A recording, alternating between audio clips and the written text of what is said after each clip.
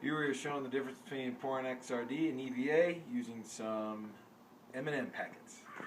We're going to take a packet of M&Ms, put it down, a piece of XRD, 6-pound bowling ball, M&Ms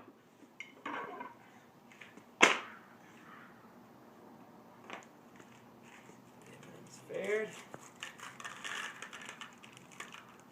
Pretty well. I'll take another one.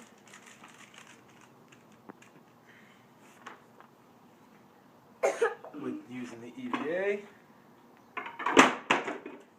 Let's see how the M&Ms fared on that.